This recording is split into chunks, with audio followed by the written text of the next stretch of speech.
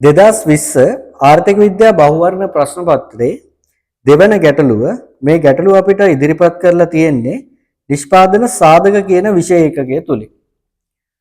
ආර්ථික විද්‍යාඥයින් ප්‍රාග්ධනය යන පදයෙන් සුවිශේෂ වශයෙන් අදහස් කරනුයේ. ආර්ථික විද්‍යාඥයින් ප්‍රාග්ධනය යන පදයෙන් සුවිශේෂ වශයෙන් අදහස් කරනුයේ. මේ ප්‍රාග්ධනය කියන්නේ කුමක්ද?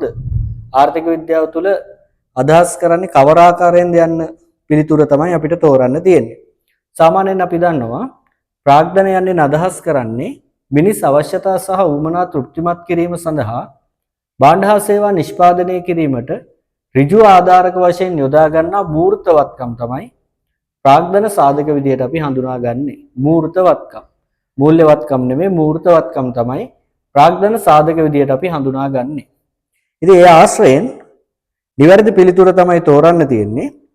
පළවෙනි පිළිතුර තියෙනවා වෙනත් භාණ්ඩ හා සේවා නිෂ්පාදනය කිරීම උදෙසා මිනිසා විසින් නිෂ්පාදනය කරන ලද භාණ්ඩයන්ය.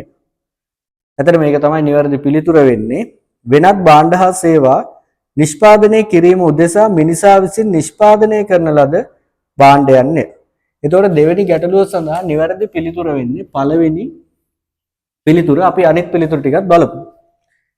දෙවෙනි එක තියෙනවා ව්‍යාපාර වස්තු සහ පිළිනපත් ස්වරූපයෙන් ප්‍රාග්ධනය මිලයට ගැනීමට යොදා ගන්න ලැබූ මුදල්ය. අපි මුදල් ඒක මූල්‍යවත්කමක්.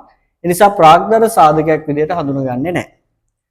තුන්වෙනි එක තියෙනවා ප්‍රාග්ධනය මිලට ගැනීමේ අරමුණින් කුටුම්බ විසින් සමුච්චනය කරන ලැබූ ඉතුරුම් කියන්නේ මූල්‍යමය වත්කමක්. අපි මූර්තවත්කම තමයි ප්‍රාග්ධනය විදිහට හඳුනගන්නේ. ප්‍රාග්ධනය මිලට ගැනීම සඳහා ව්‍යවසායකයන් විසින් ඒත් මූල්‍යමය වත්කමක්. ඒක අපි යොදා ගන්නෙත් නැහැ. මූර්ත දේපල, වනාන්තර, ලෝහ සහ ඛනිජ සම්පත් වැනි දේ අපි ප්‍රාග්ධන විශේෂයක් තමයි මේ ටික. නමුත් අපිට අර ප්‍රාග්ධනය පැහැදිලි කිරීම සඳහා උදාහරණ නෙමෙයි අහලා තියෙන්නේ. ඒකේ අදහස අහලා තියෙන්නේ. ඒ නිසා පළවෙනි පිළිතුර තමයි නිවැරදි පිළිතුර වෙන්නේ.